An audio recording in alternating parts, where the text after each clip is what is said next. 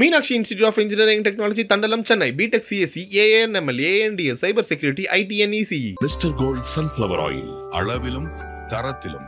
No compromise. MCR Pure Cotton Club. Formals and casual shirts.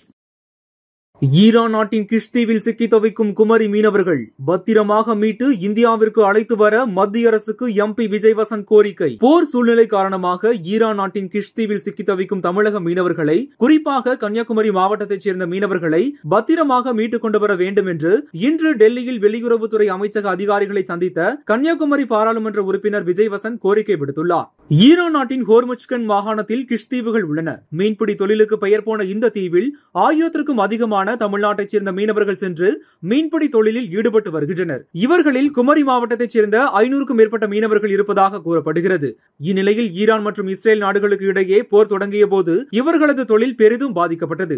தற்பொழுது போர் முடிந்த போதிலும் கிஷ்தீவில் உள்ள மீனவர்கள் மீன்பிடி தொழிலில் ஈடுபட முடியாமல் உள்ளதாக கூறப்படுகிறது. இதனால் அங்கு தற்போதும் பதட்டமான சூழல் நிலவி வருவதால் மீனவர்கள் அவர்களது படகுகளில் இருந்து வெளியே வர முடியாமல் சிக்கியிருப்பதாக கூறப்படுகிறது. இந்நிலையில் அவ்வாறு சிக்கியுள்ள மீனவர்கள் தங்களது குடும்பத்தினரை தொடர்பு கொண்டு தங்களின் நிலை குறித்து தெரிவித்துள்ளனர். இதையடுத்து அவர்களது குடும்பத்தினர் கன்னியாகுமரி பாராளுமன்ற உறுப்பினர் விஜய் வசந்த் அவர்களை தொடர்பு கொண்டு மீனவர்களை மீட்டுக் கொண்டு வர வேண்டும் என்று கோரிக்கை விடுத்திருந்தனர். அதனை ஏற்றுக்கொண்ட எம்பி விஜய் வசந்த் இன்று புதுடெல்லியில் வெளியுறவுத்துறை இணைச் செயலாளர் திரு ஆனந்த் பிரகாஷ் அவர்களை சந்தித்த போது மீனவர்களின் நிலையை எடுத்து கூறி அரசு இவர்களை விரைந்து மீட்க நடவடிக்கை எடுக்க வேண்டும் என்று கேட்டுக்கொண்டார்.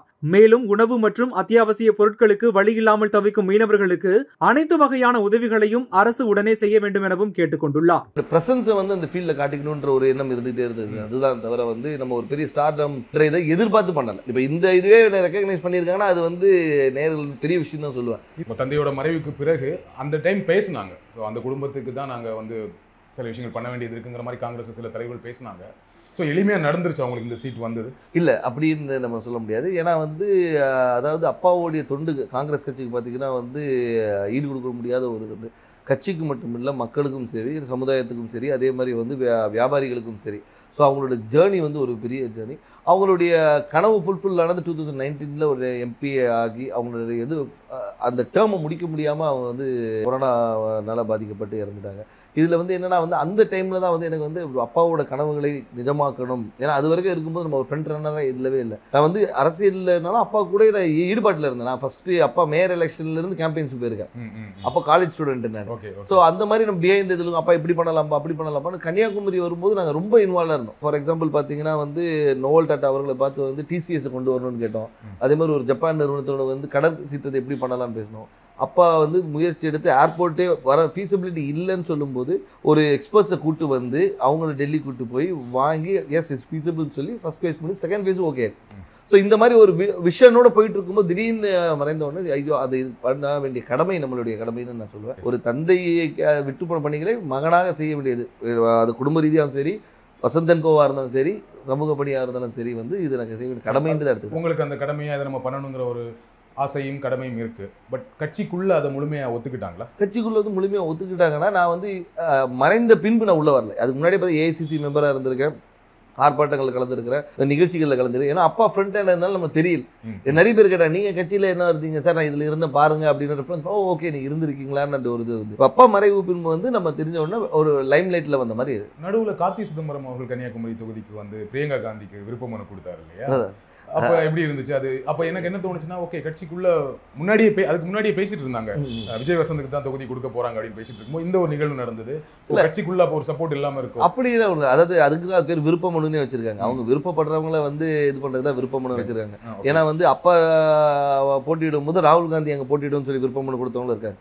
ஸோ அதனால அந்த விருப்பத்தை ஒரு அகில இந்திய தலைவர் நம்ம தொகுதியில கன்னியாகுமரி காங்கிரஸோட கோட்டையாக இருந்த ஒரு காமராஜர், குமரி அனந்தன் இவங்கெல்லாம் வெற்றி பெற்ற ஒரு டென்னிஸ் எல்லாருமே வெற்றி பெற்ற ஒரு காங்கிரஸோட இதாக இருந்தனால அந்த ஒரு பலம் இருக்கிறதுனால பண்ணா நல்லா இருக்கும்ன்ற ஒரு இது. இப்போ சீட் கொடுத்தாச்சு, எந்த அளவுக்கு நம்பிக்கையா இருக்கீங்க? ரொம்ப நம்பிக்கையா இருக்கு. மக்கள் என்ன ரெஸ்பான்ஸ் சொல்றாங்க? மக்கள் ரெஸ்பான்ஸ் ரொம்ப நல்லா இருக்கு, ரொம்ப நல்லா இருக்கு. அதே மாதிரி என்னன்னா ஆதரவும், அதாவது கட்சியுடைய ஸ்ட்ரென்த்தும் எங்களுடைய கூட்டணியோடைய பலமும், அதுபோல் அப்பா விட்டு சென்ற பணிகளும், அதுபோல் ராகுல் காந்தி அவர்களுடைய வருகை, அது வந்து அந்த கரெக்டாக அந்த மார்ச் 1 வந்தது வந்து ஒரு பெரிய எழுச்சியை கொடுத்தது.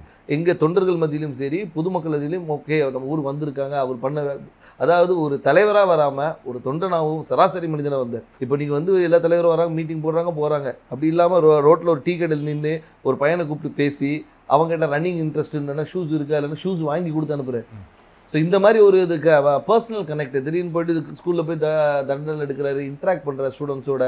அதே மாதிரி பார்த்தா இது முந்தின இதில் பார்த்தா நெசவாளிகளும் சரி, விவசாயிகள் இன்ட்ராக்ஷன், மீனவர், அந்த மாதிரி எல்லாரோட கனெக்ட் பண்ணும்போது வந்து நம்மளோட ஒருத்தர் அவர் அப்படின்ற ஒரு அஃபினிட்டி வருது. அது போக மட்டும் இல்லாமல் இப்போ ஆளுகின்ற பிஜேபி அரசு மீது உள்ள எதிர்ப்பும் அதிருப்தியும் கூட ஒரு பெரிய பலமாக இருக்கும். கன்னியாகுமரியில் பிஜேபிக்கு கொஞ்சம் ஸ்ட்ராங் இல்லையா? பொன்னார் அவர்கள் ரொம்ப ஸ்ட்ராங்கான கேண்டிடேட் தான் இல்லையா? அதை மறக்க முடியாது. கண்டிப்பாக அதை நம்ம மறுக்க முடியாது. நம்ம வந்து அதாவது பிஜேபி தரப்பில் திரு பொன் ராதாகிருஷ்ணன் அவர்கள் வந்து ஒரு 2 முறை எம்பியாக இருந்தவர் தான், ஒரு பெரிய வேட்பாளர். ஆனாலும் எங்களுடைய கூட்டணி, அதாவது எங்கள் திமுக சார்ந்த கூட்டணி வந்து மிக பலமான கூட்டணி சொல்லலாம். அது வந்து திமுக மட்டும் இல்லாமல் எங்களை சார்ந்து இருந்த மதிமுக, அதுக்கு ஒரு விடுதலை சிறுத்தைகள், அதுக்கு ஒரு முஸ்லீம் லீக், அதுக்கப்புறம் மனிதநேய மக்கள் கட்சி, இது எல்லாமே பார்த்திங்கன்னா வந்து எங்களுடைய ஒவ்வொரு பேஸையும் கவர் பண்ணுது. அதாவது ஒரு முஸ்லீம்ஸ் கவர் பண்ணுது, திமுகவோட ஸ்ட்ராங் ஹோல்டு, மதிமுகவோட ஸ்ட்ராங் ஹோல்டு, அந்த மாதிரி வந்து எல்லா பாக்கெட்டும் கவர் பண்ணி எங்களோட ஸ்ட்ரென்த்தை வந்து நான் இன்னும் மொபிலைஸ் பண்ணி வச்சுருக்கோம். ஸோ இப்போ பார்த்தீங்கன்னா வந்து இது வந்து எங்களுடைய ஷுவர் ஷாட் விக்ட்ரின்னு சொல்லலாம். ஸோ கூட்டணியோட ரொம்ப ஸ்ட்ராங்காக இருக்குது, அந்த கூட்டணியை ஒரு பெரிய வெற்றி தேடித்தரும்னு சொல்கிறீங்க. கண்டிப்பாக. திரு வசந்தகுமார் அவர்களுக்கு கன்னியாகுமரி தொகுதி மக்கள் வாக்களித்தாங்க. ஏன் விஜய் வசந்த் அவர்களுக்கு வாக்களிக்கணும்? ஏன் உங்களுக்கு வாக்களிக்கணும்?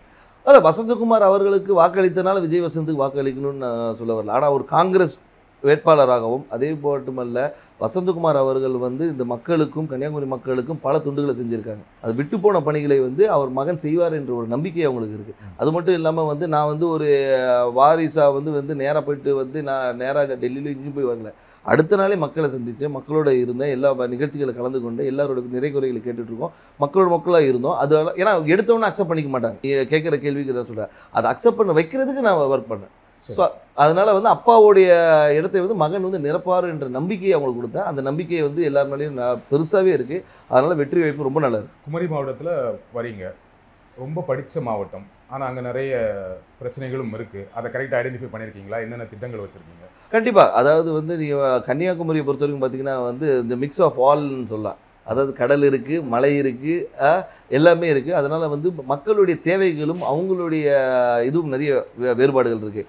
ஒரு பாக்கெட்டையும் நாங்கள் அனலைஸ் பண்ணி வச்சுருக்கோம். அதாவது இந்த மக்களுக்கு இது தேவை, இவங்களுக்கு இது தேவையில்லைன்ற அளவுக்கு அனலைஸ் பண்ணி வச்சுருக்கோம். மக்களுக்கு விரோதமான எந்த ஒரு சட்டத்தையும் கொண்டு வரக்கூடாது என்ற ஒரு முடிவும், மக்களுக்கு எப்போவுமே நன்மை கொடுக்கணுன்ற ஒரு சட்டத்தை கொண்டு வரணும், அவங்கள மக்களுடைய வாழ்வாதாரத்தை உயர்த்துகிற அளவுக்கு என்ன செய்யணுமோ அந்த திட்டங்களை கொண்டு வந்து. எனக்கு தெரிஞ்ச வரைக்கும் குமரி மாவட்டத்தில் வாழ்வாதாரம் ஓரளவுக்கு நல்ல வாழ்வாதாரம் இருக்கும், எல்லாமே படித்தவங்களாக இருப்பாங்க, வேலையில் இருப்பாங்க.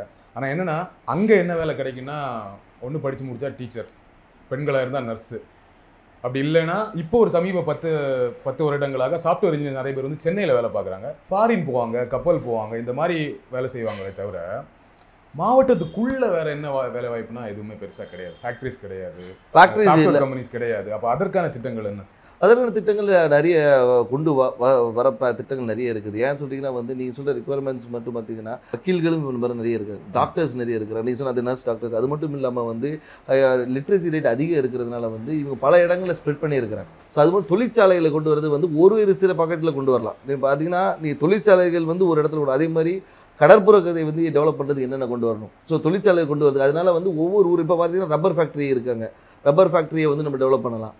ஸோ வந்து அது மாதிரி தொழிற்சாலை நிறைய இருக்குது. அதே மாதிரி வேலைவாய்ப்பு திட்டங்களும் நிறைய கொண்டு வரலாம். நம்ம என்னென்னா நம்ம மக்கள் என்னென்னா இங்கே இருக்கிற மக்கள் எல்லாமே பாதி பேர் வெளியே தான் இருக்கிறாங்க. இப்போ இந்த கொரோனால தான் நமக்கு தெரிஞ்சு பாதி பேர் ஊரில் இருக்கும், இவ்வளோ பேர் வந்து நம்ம ஊரை சார்ந்தவங்க இந்த தமிழ்நாடு முழுக்க இருக்காங்கன்னு தெரியுது. Meenakshi institute of engineering technology Thandalam Chennai, B Tech CSC, AIML, AIDS, cyber security, IT and ECE. Mister gold sunflower oil, அளவிலும் தரத்திலும் no compromise.